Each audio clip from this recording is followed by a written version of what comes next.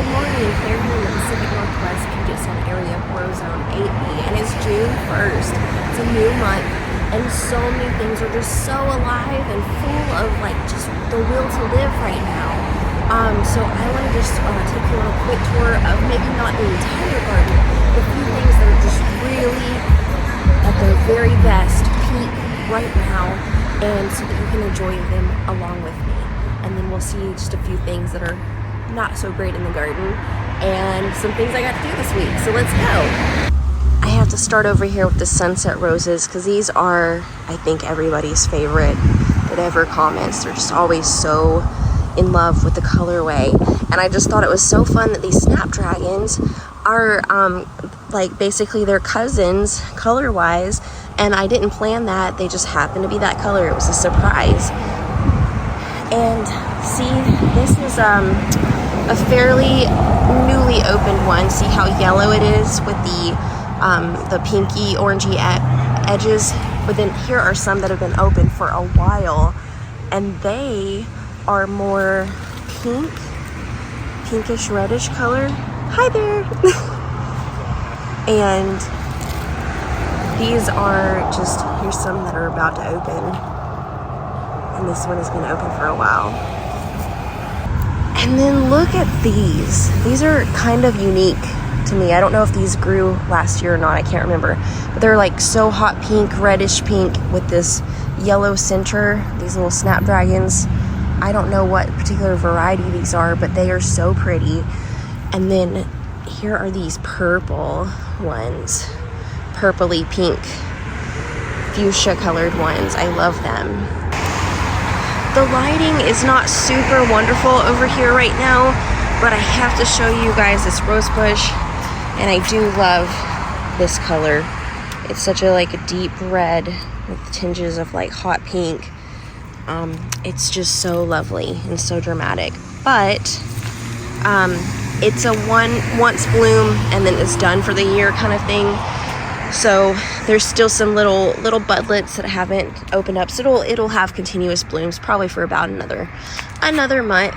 And but I'm thinking I might put something else here because I like the roses that keep on giving throughout the season. This is my straight out of the front door view. These beautiful kind of white, yellow, cream colored roses with the little blush tips. They get so big, they're so beautiful, and then of course the really fragrant, beautiful, huge red roses that smell so amazing. I love all of these. I just had to come out here and cut back quite a few that had already turned over, but I love that they just keep on giving all summer long. Here's a sweet little enchanting view of these little foxgloves that just popped up between the sidewalk and the bed, and the purple lavender and the beautiful pink rose kind of making its way out this way. And then we have our alliums, and so this white one still is in bloom. This one has mostly turned over, and then we have our really tall one, and it's kind of got a flat top, but this is the one that's 5 foot, 9 inches, and it's still purple and big. But I'd like to get even more of these out here because they're just so fun. And then our foxglove is here. We've got several stalks coming off of it. It is blooming, and I just love foxgloves so much. I love their little leopardy design thing, and I love when I just kind of walk out here and sit out here. Little bumblebees come and climb in here. You might see their little butt sticking out. It's so cute. This is not in full bloom yet, but I am very excited about this. This is our Jerusalem sage. This is going to be a big poof ball of these yellow things, little yellow lollipop type poof balls. So I'm excited for that. It's about to super duper open up, and so is the one on that side. Here is my climbing rose, the Pearly Gates rose. and this is the most blooms that have ever been open on this at the same time ever, and some are going through the fence. So I'm thinking that I might train it to like climb through and over the fence. How pretty would that be? And then once we get this guy replaced with something that we can train up over, and we'll have some growing up here. I love these columbines. They are just so cute. I love the perfect little white center. This little pretty periwinkle blue 5-pointed star around it. I forgot to highlight these when I was over here showing off the roses and the foxgloves because they're so dynamic of color. But here are several really cute foxgloves here that literally popped up in between the cracks here, and I did not plant them. So whether the squirrels or the birds or whatever did, I am so thankful for that. They can stay.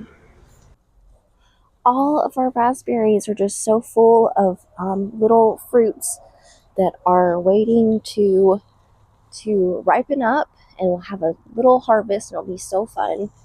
Here are these beautiful snapdragons, this pretty light pink color.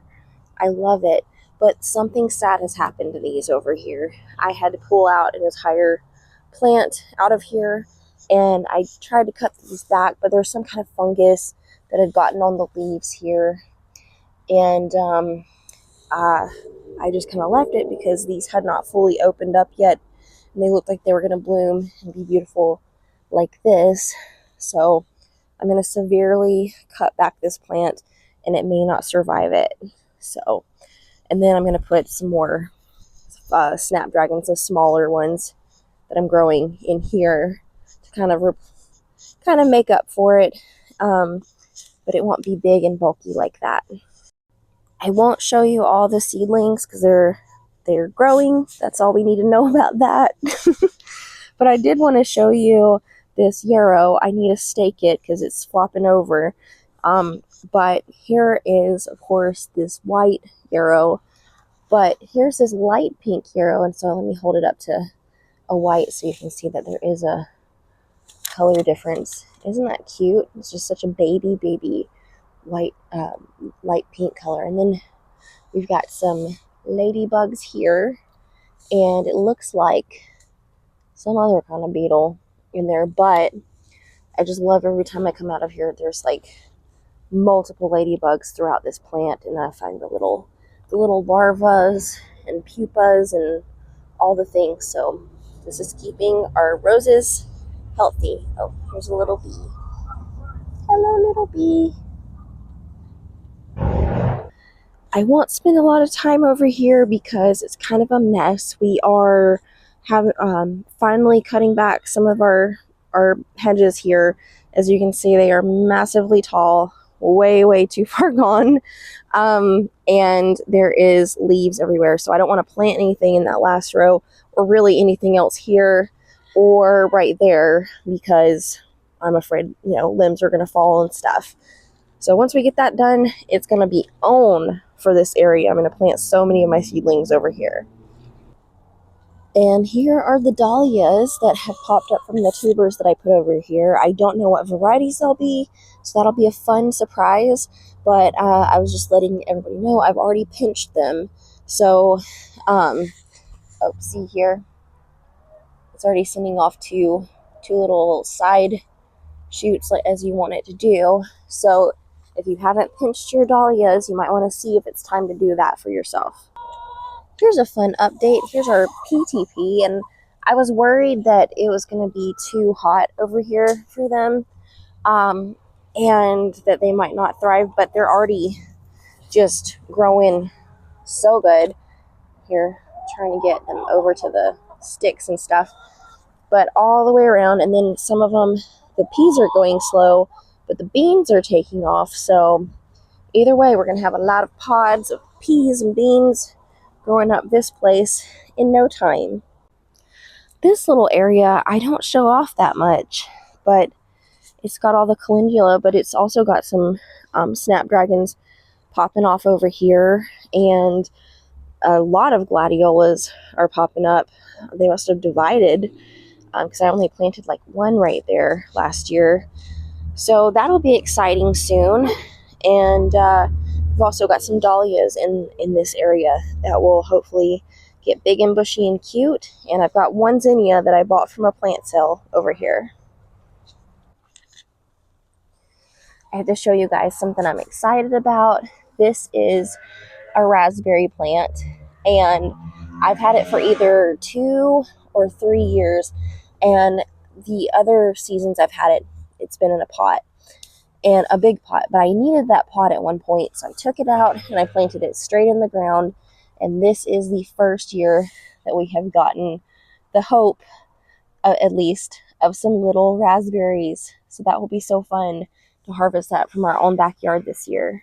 I was just about to be done with the video when I just remembered that this week I got to go to a tulip farm. I wish I had pictures and videos, but my phone died. Like, I had this much battery on it. So it was really fun though. I got to dig up about 150 of these. I didn't count, but they said that that's about how much will fit in this bucket of different varieties of tulips from a tulip farm. So, oh my gosh, I don't know where I'm going to plant them.